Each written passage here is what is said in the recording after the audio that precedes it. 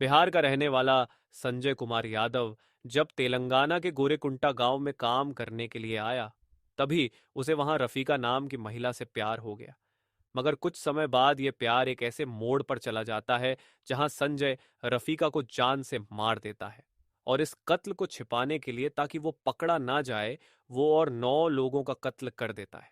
मगर इन 9 लोगों के कत्ल करने के 4 दिन बाद ही पुलिस बड़ी बहादुरी से संजय को गिरफ्तार कर लेती है। और गिरफ्तारी के बाद यह भी पता चलता है कि संजय ने एक 16 साल की लड़की का शोषण भी किया है, जिसके बाद जब उस पर कार्रवाई की गई तो उसे फांसी की सजा सुनाई गई। तो चलिए जानते हैं आज के क्राइम केस के बारे में, लव, लस्ट और मर्डर। मकसूद आलम, जो कि वेस्ट बंगाल का था, वो तेलंगाना के गोरकुंठा गांव में साई दत्ता ट्रेडर्स नाम की कंपनी, जिसका मालिक संतोष है, वहां 20 सालों से काम कर रहा था। और 20 सालों से काम पर होने की वजह से संतोष मकसूद को अच्छी तरह से जानता भी था।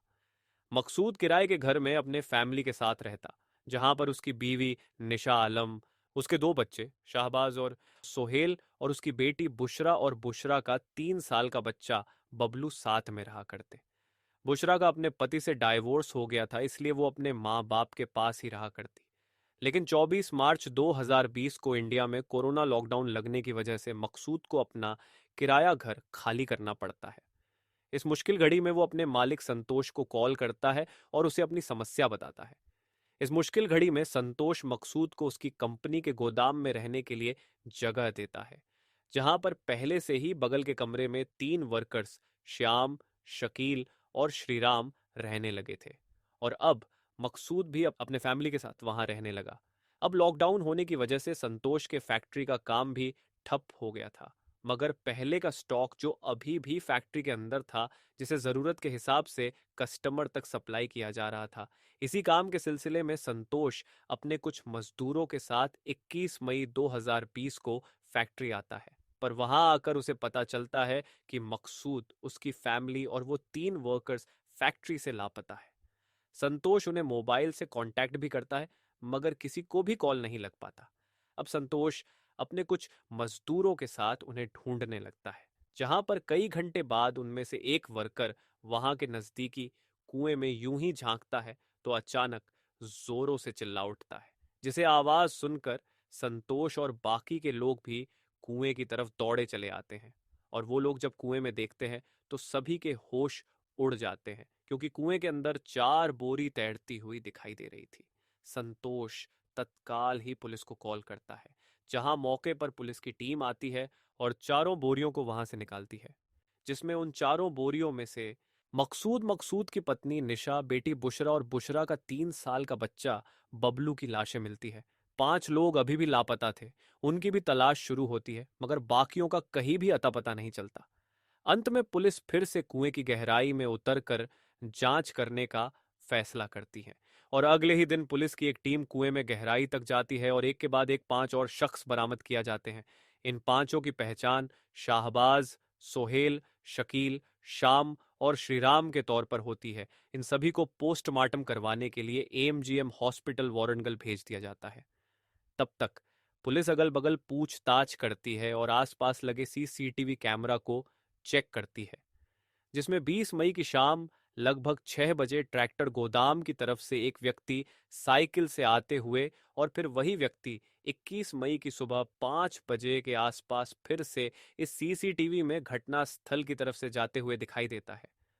पुलिस वाले अब इस साइकिल सवार व्यक्ति की तलाश में लग जाते हैं और 25 मई 2020 को पुलिस सीसीटीवी में कैद उस व्यक्ति को गिरफ्तार कर लेते हैं।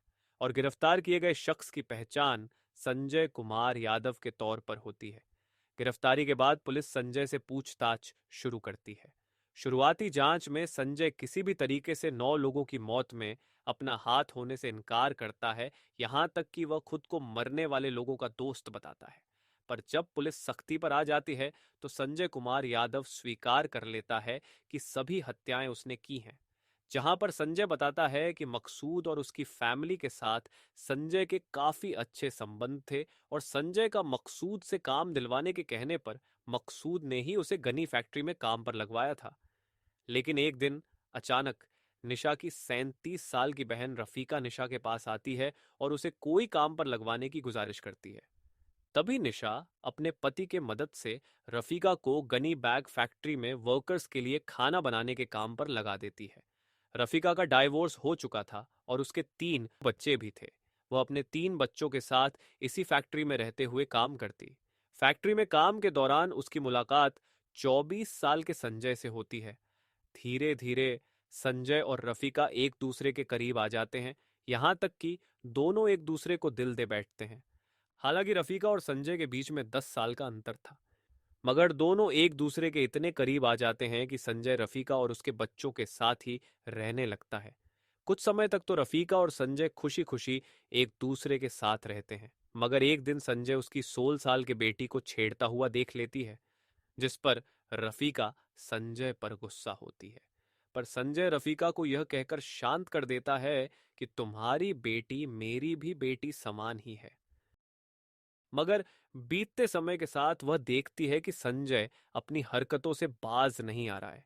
इसी कारण अब रफीका संजय पर शादी करने के लिए दबाव बनाने लगती है। पहले तो संजय अलग अलग कारणों से शादी को टालता रहता है, मगर जब रफीका जिद करने लगती है तो संजय शादी के लिए मान जाता है। मगर संजय कहता है कि पहले वो दोनों वेस्ट बंगाल जाकर उसके घर वालों से शादी के लिए बात करेंगे और फिर उसके बाद शादी करेंगे। ये सुन रफीका मान जाती है और सब कुछ तय होने के बाद 6 मार्च 2020 को वो दोनों पश्चिम बंगाल जाने वाली गरीब रथ ट्रेन से पश्चिम बंगाल के लिए रवाना होते हैं। ट्रेन कुछ दूरी पर चलती है और संजय रफीका को छाछ पीने के लिए देता है। इस बात से अनजान की छाछ में बेहोशी की दवा मिलाई है। रफीका बड़े आराम से वह छाछ पी लेती है, मगर छाछ पीते ही वो बेहोश हो जाती है। रफीका के बेहोश होते ही रात के अंधेरे में संजय पहले तो दुपट्टे से रफीका का गला घोंट देता है और फिर जब ट्रेन आंध्र प्रदेश के वेस्ट गोदावरी जिले के टेदेपल्ली गुडम पहुंचती है, यहां पर संजय रफीका को ट्रेन से फेंक देता है। क्योंकि संजय रफीका से प्यार नहीं करता था, बल्कि वो सिर्फ उसकी अपनी हवस मिटने के लिए इस्तेमाल कर रहा था और रफीका के बेटी के करीब आना चाहता था। आगे संजय रफीका को ट्रेन से धक्का देने के बाद ट्रेन से उतर जाता है और वापस वारंगल वाली ट्रेन पकड़ लेता है। संजय वापस जब अकेले फैक्ट्री आता है तो रफीका के 3 बच्चे उसे अपनी माँ के बारे में सवाल करने लगते हैं। इस पर संजय कहता है कि तुम्हारी माँ तुम्हारे नाना नानी के घर यानी पश्चिम बंगाल में ही रुक गई है। दूसरी तरफ मकसूद की पत्नी निशा रफीका को फोन करने की कोशिश करती है, मगर रफीका का फोन नहीं लग पाता। इस पर निशा को संजय पर शक होने लगता है और वो अपने पति से इस बारे में बात करती है। अब मकसूद और निशा मिलकर संजय से रफीका के बारे में पूछने लगते हैं। रफीका के बारे में कुछ भी बताने की बजाय संजय चुपके से वहां से गायब हो जाता है, मगर लॉकडाउन की वजह से वो कई दिनों तक इधर उधर ही भटकते रहता है और फिर घूम फिरकर वापस 15 मई को वारंगल आ जाता है। यहाँ आने पर मकसूद और निशा एक बार फिर से संजय से रफीका के बारे में पूछते हैं और कहते हैं कि अगर तुमने कुछ भी नहीं बताया तो हम पुलिस में जाकर कंप्लेंट कर देंगे। क्योंकि संजय पहले ही रफीका को ट्रेन से फेंक चुका था, इसलिए उसे डर सताने लगता है कि अगर मकसूद और निशा पुलिस तक गए तो वो पकड़ा जाएगा। इसलिए अब संजय मकसूद और निशा को भी अपने रास्ते से हटाने का प्लान बनाने लगता है। अभी संजय इन लोगों को खत्म करने के रास्ते ढूंढ ही रहा था कि संजय को पता चलता है कि 20 मई को मकसूद फैक्ट्री के अंदर ही अपने पोते का जन्मदिन मनाने वाला है। इसी के बाद संजय मोबाइल पर नींद की गोलियां के बारे में सर्च करता है और फिर बाजार से बड़ी संख्या में नींद की गोलियां खरीदता है और फिर 20 मई 2020 की शाम लगभग 6 बजे के आसपास संजय मकसूद के पोते के बर्थडे सेलिब्रेशन के लिए जाता है। उसी बर्थडे सेलिब्रेशन में तीनों वर्कर्स श्रीराम, श्याम और शकील भी मौजूद थे। फिर जब सभी लोग जन्मदिन का जश्न मनाने में बिजी रहते हैं, तभी संजय चुपके से किचन में जाकर दाल में एक साथ 60 नींद की गोलियां मिला देता है। लोगों को कुछ भी पता नहीं चलता और सभी बड़े आराम से खाना खा लेते हैं, मगर खाना करते ही सभी बेहोश हो जाते हैं। तब संजय एक एक करके सभी को पहले बोरी में भरना शुरू करता है और फिर एक एक करके उन सभी को खींचकर पास में ही मौजूद पुराने कुएं में डाल देता है। साथ में बचे हुए वो वर्कर्स जिनकी कोई इन सब से मतलब नहीं था, मगर कोई सबूत ना रहे इसलिए वो उन तीनों को भी एक एक कर कुएं में डाल देता है। जब संजय इन सभी लोगों को कुएं में डाल रहा था, तब उनमें से कोई भी मरा नहीं था, बल्कि सभी की सांस चल रही थी। पर इस निर्दयी इंसान ने उन सभी लोगों को बोरी में भरकर जिंदा ही फेंक दिया। इस सब खुलासे के बाद पुलिस जब आगे जांच पड़ताल करती है, तो कई हैरान कर देने वाले खुलासे होते हैं। जैसे रफीका को शक होने लगा था कि संजय उसकी बेटी के करीब जाने लगा है। रफीका यह शक पुलिस जांच में सही साबित होता है। दरअसल पुलिस जब संजय के मोबाइल की जांच पड़ताल करती है, तो खुलासा होता है कि वास्तव में संजय ने रफीका की 16 साल की बेटी की इज्जत लूटी थी और उसने वो मोबाइल में रिकॉर्ड भी किया था। और जब पुलिस रफीका के 16 साल की बच्ची से पूछताछ के लिए जाते हैं, तब वह बीमार नजर आती है।